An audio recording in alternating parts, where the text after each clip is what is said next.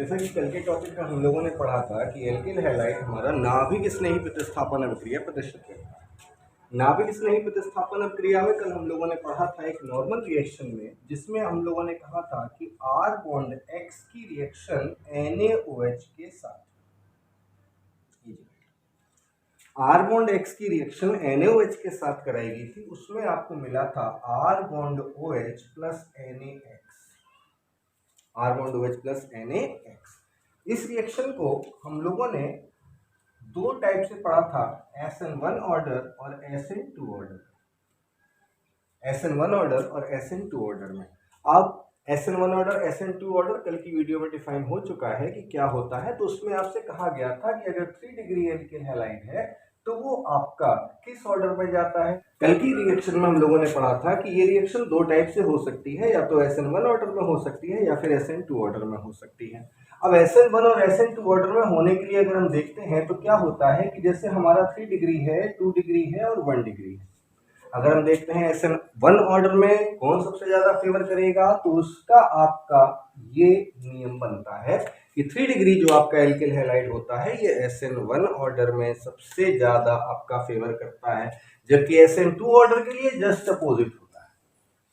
ये SN1 order के लिए है। SN1 ऑर्डर में क्या होगा कि 1 डिग्री से ज्यादा 2 डिग्री और 2 डिग्री से ज्यादा 3 डिग्री, जबकि SN2 ऑर्डर के लिए क्या होगा, SN2 ऑर्डर के लिए सबसे ज्यादा फेवर कौन करेगा, 1 डिग्री करेगा। चलिए अब इसी में न्यूक्लियोफिलिक जो रिएक्शन थी आपकी, उसमें हम देखते हैं कि और कौन कौन सी चीजें हम ऐड कर सकते हैं। इसका एक एग्जांपल भी समझ लेते हैं। C2H5Cl plus NaOH equal to क्या हो जाएगा, यहां से Cl निकलेगा, OH आएगा, क्या बन जाएगा C2H5OH प्लस NaCl। अब यहां देखना है तो ये आपका 1 डिग्री एल्किल हैलाइड, ये आपका 1 डिग्री एल्किल हैलाइड है। क्यों है तो उसको समझते हैं। CH3 bond CH2 bond Cl, ये कार्बन आपका 1 डिग्री है, ये कार्बन आपका 1 डिग्री है, इसलिए आपका ये कंपाउंड 1 डिग्री एल्किल हैलाइड कहा जाएगा। और 1 डिग्री एल्किल हैलाइड है तो ये आपका SN2 ऑर्डर में, SN2 ऑर्डर का क्रम ये है 3 ऑर्डर और 3 डिग्री सबसे कम SN2 रिएक्शन देगा, 1 डिग्री सबसे ज्यादा SN2 रिएक्शन को फेवर करेगा। तो ये आपका जो कंपाउंड है ये आपका 1 डिग्री है, तो ये SN2 रिएक्शन में जाएगा। चलिए आगे, एल्किल हैलाइड की रिएक्शन सोडियम साइनाइड और सिल्वर साइनाइड से। साइनाइड जो ग्रुप है आपका ये एक स्पेशल ग्रुप है। इस ग्रुप में क्या होता है कि आपके दो न्यूक्लियोफिलिक सेंटर होते हैं, यानी दो नाभिक स्नेही केंद्र होते हैं, C भी और N भी। यानी बॉन्डिंग के लिए C के पास भी लोन पेयर आ सकता है और N के पास से भी लोन पेयर आ सकता है। तो ऐसी कंडीशन में दो चीजें हो सकती हैं कि कभी कभी आपका C बॉन्ड बनाएगा और कभी कभी आपका N बॉन्ड बनाएगा। जब C बॉन्ड बनाएगा किसी भी एल्किल समूह से, अगर C कनेक्ट होता है तो उसे साइनाइड बोला जाता है, और अगर N कनेक्ट होता है तो उसे आइसोसाइनाइड बोला जाता है। ये आपका एम्बिडेंट ग्रुप में आता है, उभयधर्मी ग्रुप में आता है। इसको उभयदंती नाभिक स्नेही अभिकर्मक भी कह सकते हैं। उभयदंती को कह सकते हैं क्योंकि इसमें दोनों के अंदर क्षमता है बॉन्ड बनाने की, एल्किल समूह के साथ कनेक्ट होने की। तो C और N में C के पास भी एल्किल ग्रुप से कनेक्ट होने का पावर है, N के पास भी एल्किल ग्रुप के साथ कनेक्ट होने का पावर है। तो इस कंडीशन में क्या होता है कि C भी कनेक्ट हो सकता है और N भी कनेक्ट हो सकता है, लेकिन एक समय पर दोनों कनेक्ट नहीं होते हैं। R बॉन्ड X से अगर NaCN कनेक्ट करता है और R बॉन्ड X से अगर AgCN रिएक्ट करता है तो क्या रिएक्शन होती है, इन रिएक्शन को समझता है। R बॉन्ड X अगर सोडियम साइनाइड के साथ रिएक्ट करता है तो आपका कंपाउंड बनता है R bond CN। R bond X अगर NaCN के साथ कनेक्ट करता है तो आपका बॉन्ड बनता है R बॉन्ड CN, यानी कि एक साइनो कंपाउंड बनता है। जबकि R बॉन्ड X की रिएक्शन अगर AgCN के साथ कराई जाती है तो आपका कंपाउंड बनता है R बॉन्ड NC। ठीक है, क्यों, ऐसा क्यों होता है? इस कंपाउंड में क्या होता है, इस रिएक्शन में क्या होता है कि X को रिप्लेस करता है CN, लेकिन R से कनेक्ट होता है C, जबकि इस रिएक्शन में R से कौन कनेक्ट होता है, N। तो इसमें C कनेक्ट होता है, इसलिए आपका साइनाइड कंपाउंड बनता है, और R बॉन्ड NC में N कनेक्ट होता है, इसलिए क्या बनता है, आइसोसाइनाइड। X Na के साथ जाएगा, NaX बनाएगा, यहाँ पर x Ag के साथ जाएगा, क्या बनाएगा, Agx बनाएगा। इसमें साइनाइड कंपाउंड और इसमें आइसोसाइनाइड कंपाउंड, इन दोनों चीजों को समझते हैं कि ऐसा क्यों होता है। चलिए, NaCN और AgCN को समझना है, बाकी चीजें क्लियर हो जाएंगी। NaCN में Na और C के बीच में जो बॉन्डिंग होती है ये आपकी इलेक्ट्रोवैलेंट होती है। NaCN में Na और C के बीच में जो बॉन्डिंग होती है ये आपकी इलेक्ट्रोवैलेंट होती है, जबकि AgCN में जो Ag और कार्बन के बीच में बॉन्डिंग होती है वो आपकी कोवैलेंट नेचर में शो करती है। इसका मतलब होता है ये होता है वैद्युत संयोजक नेचर में और ये होता है सहसंयोजक नेचर में।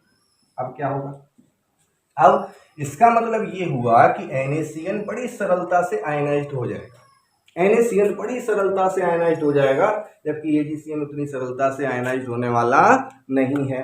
तो जब NaCN बड़ी सरलता से आयनाइज्ड हो जाएगा तो क्या होगा, तो आपको दो आयन मिलेंगे Na प्लस और Cn माइनस, Na प्लस और Cn माइनस। तो जब Cn माइनस फ्री होगा, भाई Na ने C को फ्री कर दिया, बॉन्ड तोड़ दिया, कार्बन पर नेगेटिव चार्ज आ गया, लोन पेयर आ गया, तो एल्फी ग्रुप से कौन कनेक्ट होगा, कार्बन कनेक्ट होगा। अब यहीं पर मान लेते हैं, देखिए यहाँ तो सिंपल हो गया, NaCN ने अपना इलेक्ट्रोवैलेंट नेचर की वजह से बॉन्ड को ब्रेक कर दिया, Na प्लस अलग हो गया, Cn माइनस अलग हो गया, C के ऊपर चार्ज है, इलेक्ट्रॉन पेयर है, ये R के साथ बॉन्डिंग करेगा, क्या बनाएगा, R बॉन्ड Cn। अब यहीं पे मान लेते हैं कि अगर मान लीजिए यहाँ पर Ag लगा है, मान लीजिए यहाँ पर क्या लगा है, Ag लगा है, और उस कंडीशन में क्या है, ये आपका बॉन्ड कैसा होता है, सहसंयोजक यानी कोवैलेंट नेचर का होता है। तो उस कंडीशन में क्या होगा, उस कंडीशन में Ag इस बॉन्ड को ब्रेक करने वाला नहीं है। अब भैया C बॉन्ड बनाएगा क्या, नहीं, C का बॉन्ड बनाएगा जब Na उसको फ्री करेगा, उसके ऊपर नेगेटिव चार्ज होगा, लोन पेयर होगा, अभी तो इसके पास कुछ नहीं है, तो फिर अब N अपने लोन पेयर का यूज करके R के साथ क्या होगा, कनेक्ट होगा, और जब N R के साथ कनेक्ट होगा तो आपका क्या बन के तैयार होगा, NC। अब अगर कोई आपसे पूछे R बॉन्ड X की रिएक्शन Na के साथ कराते हैं तो R बॉन्ड Cn यानी साइनाइड कंपाउंड क्यों बनता है, सिंपल सा आंसर देना है। NaCN का नेचर कैसा होता है, इलेक्ट्रोवैलेंट यानी कैसा होता है, वैद्युत संयोजक, ये आपका आयनाइज्ड हो जाता है, Na प्लस Cn माइनस अलग, Na ने कार्बन को फ्री कर दिया, कार्बन नेगेटिव हो जाता है, कार्बन अपना इलेक्ट्रॉन R की तरफ फेंक के R के साथ कनेक्ट हो जाता है। AgCN में क्या होता है तो बता देना भैया, AgCN कैसा होता है, कोवैलेंट होता है। कोवैलेंट का मतलब कैसा होता है, सहसंयोजक होता है। अब सहसंयोजक होता है तो फिर Ag उसे फ्री करने वाला नहीं है। अब Ag इसे फ्री नहीं करेगा तो उस कंडीशन में क्या होगा कि N अपना लोन पेयर थ्रो करके R को R के साथ कनेक्ट होगा और क्या बनाएगा, R बॉन्ड NC। भैया Na ने तो C को छोड़ दिया तो C कनेक्ट हो गया, Ag ने C को नहीं छोड़ा तो फिर कौन कनेक्ट हो गया, N कनेक्ट हो गया। इसका मतलब क्षमता तो दोनों के अंदर है, क्षमता C के अंदर भी है, क्षमता N के अंदर भी है, दोनों में बॉन्ड बनाने की क्षमता है, दोनों के पास एक न्यूक्लियोफिलिक सेंटर उत्पन्न हो जाता है, दोनों के पास लोन पेयर है, दोनों बॉन्ड बना सकते हैं, लेकिन एक टाइम पर केवल एक ही बॉन्ड। ऐसा मत करना भाई कि R के साथ दोनों एक साथ कनेक्ट कर देना, कनेक्ट एक ही होगा, या तो C कनेक्ट होगा या N कनेक्ट होगा। C कनेक्ट होगा तो साइनाइड बनेगा, N कनेक्ट होगा तो आपका क्या बन जाएगा, आइसोसाइनाइड। क्या बन जाएगा, आइसोसाइनाइड। ठीक, चलिए अगली रिएक्शन देखते हैं। R bond X plus HOH R bond X plus HOH जल है, सिंपल सा जल है जिसमें कुछ है ही नहीं। अब जैसे NaOH में क्या था, Na प्लस था, OH माइनस था, OH माइनस आपका न्यूक्लियोफिलिक था, OH माइनस ने R को अटैक किया, यहाँ क्या होगा, यहाँ सिंपल सा है, H प्लस है, OH माइनस है, OH माइनस R को अटैक करेगा, क्या बन जाएगा आपका R bond OH, R bond OH, और H प्लस और X माइनस क्या बन जाएगा, HX, ये आपका एल्कोहल फॉर्म हो जाएगा, एल्कोहल। आगे देखा, अगर हम R बॉन्ड X की रिएक्शन NH3 से कराते हैं, NH3 को जानते हो, अमोनिया, NH3 क्या है, अमोनिया। वैसे हम हिंदी में लिखना ज़्यादा पसंद करते हैं, उसका रीजन ये होता है कि यूपी के जो लड़के हैं ना वो इंग्लिश थोड़ी ज़्यादा अच्छी समझते हैं मेरी तरह, तो इसलिए हिंदी में लिखना ज़्यादा अच्छा होता है। कभी कभी ऐसा होता है कि एक सर आए, उन्होंने बोर्ड पे कुछ लिखा, तो एक बच्चे ने बोला सर आज गोरखपुर के बारे में पढ़ाओगे क्या, तो टीचर बोला नहीं गोरखपुर के बारे में क्यों पढ़ाएंगे, तो बोला सर बोर्ड पे लिख दिया ना इसलिए पूछ रहे हैं। बोले यार गोरखपुर नहीं लिखा है भाई, ज्योग्राफी लिखा है। तो इंग्लिश बहुत अच्छी होती है अपने यहाँ की, इसलिए हिंदी में ही काम चला रहे हैं, कोई दिक्कत नहीं, हमारी तो बहुत ज़्यादा अच्छी है इस वजह से। आर बॉन्ड एक्स अमोनिया से रिएक्शन करता है, आर बॉन्ड एक्स अमोनिया से रिएक्शन करता है तो क्या बनेगा, सीधा सीधा बताओ। एन के पास लोन पेयर है, एन अपना लोन पेयर थ्रो करेगा किसको, आर को, आर से कनेक्ट होगा। अब कनेक्ट होगा तो फिर क्या होगा, यहां से are bond NH2, are bond NH2 बनेगा और HX के साथ जाकर क्या बनाएगा, HX। भाई जब N R के साथ बॉन्ड बनाएगा, कार्बन के साथ बॉन्ड बनाएगा तो एक H को बाहर निकालेगा, प्लस चार्ज को शिफ्ट करके एक H को बाहर निकालेगा, H बाहर निकल के X के साथ जाकर क्या बनाएगा, HX बनाएगा। चलिए इसी में दूसरी रिएक्शन समझते हैं, R bond X plus R bond NH2, ये क्या हुआ, अभी तो R बॉन्ड X से अमोनिया की रिएक्शन कराई, यहां से आपका M ने अपना इलेक्ट्रॉन पेयर थ्रो कर दिया किसको, R को। जैसे ही R के साथ बॉन्ड बना, H प्लस को कहां निकाल दिया, बाहर। H किसके साथ चला गया, X के साथ, क्या बना लिया, HX। और ये आपका बन गया 1 डिग्री Me, क्या बन गया, 1 डिग्री Me। अब 1 डिग्री Me वापस रिएक्शन किससे कर रहा है, R बॉन्ड X से। 1 डिग्री एमीन दोबारा से रिएक्शन कर रहा है किससे, आर बॉन्ड एक्स से। अब क्या होगा, फिर वही काम होगा, एन के पास लोन पेयर है, एन अपना लोन पेयर किसको थ्रो करेगा, आर को थ्रो करेगा। एन के पास यहाँ भी लोन पेयर था, एन के पास यहाँ भी लोन पेयर है, एन अपना लोन पेयर किसको थ्रो करेगा, आर को थ्रो करेगा। ये चीजें हम लोग कल पढ़ चुके हैं, सिंपल से कॉन्सेप्ट है, ठीक है। यहाँ O के पास लोन पेयर है, यहाँ कार्बन के पास लोन पेयर है, यहाँ N के पास लोन पेयर है, यहाँ OH ग्रुप के पास लोन पेयर है। तो N के पास लोन पेयर है तो N अपना इलेक्ट्रॉन पेयर थ्रो कर देगा किसकी तरफ, R की तरफ। जब R के साथ इसका बॉन्ड बनेगा, जब R के साथ इसका बॉन्ड बनेगा तो अब सोचो कि इसके पास 2H तो पहले से ही थे, इसके पास तो 2H पहले से ही थे, तो अब क्या होगा, इसके ऊपर प्लस चार्ज आ जाएगा। कौन सा चार्ज आ जाएगा, प्लस चार्ज आ जाएगा। जब प्लस चार्ज आएगा तो ये किसको ट्रांसफर करेगा, अब ये बताओ प्लस चार्ज किसके ऊपर रहना चाहिए, N के ऊपर या H के ऊपर। सिंपल सा है, N नेगेटिव होता है, N के ऊपर प्लस चार्ज क्यों रहना चाहिए, तो ये प्लस चार्ज किसके ऊपर आ जाएगा, H के ऊपर, और H को यहाँ से बॉन्ड तोड़ के भगा दिया जाएगा। जाओ बेटा, ठीक है। तो यहां पर आपका क्या बन जाता है, R bond NH bond R, मतलब NH2 को R से कनेक्ट होने के लिए एक H की कुर्बानी देनी पड़ी।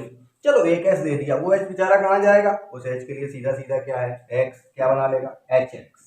ये आपका होता है 2 डिग्री, क्या होता है, 2 डिग्री एमीन होता है, ठीक है। इसमें देखो ये 1 डिग्री एमीन है क्योंकि इसमें NH2 ग्रुप है, केवल एक R कनेक्टेड है, यहाँ पर आपका NH ग्रुप है, दोनों साइड में R कनेक्टेड है, ये आपका क्या हो गया, 2 डिग्री एमीन। बड़ा सिंपल है, एक तरफ R है 1 डिग्री, दोनों तरफ हो गया, क्या हो गया, 2 डिग्री। अमोनिया में कितने एस थे, 3 एस थे, अभी एक निकला, 2 बचे, अब 2 बचे, फिर रिएक्शन करा दी, अब एक बचा, एक निकल गया, अब अभी एक और बचा है, तो अब क्या होगा, R bond NH bond R, अभी भी N के पास लोन पेयर है, तो जब R bond X 2 degree amine से रिएक्शन करेगा, अमोनिया से रिएक्शन की, 3 H थे, N कनेक्ट हुआ R से, एक H बाहर निकल गया, NH2 N ने फिर से R के साथ कनेक्ट हुआ, एक H फिर से बाहर निकल गया, अभी एक H बचा है, अब की बार इसको भी कहाँ निकाल देते हैं, बाहर। तो फिर N के पास कितने R हो जाएंगे, 3, तो इसको हम लिख देंगे R का होल थ्राइस N, क्या लिख देंगे, R का whole thrice N plus HX। ये आपका हो गया 3 डिग्री एमीन, क्या हो गया, 3 डिग्री एमीन, ठीक है।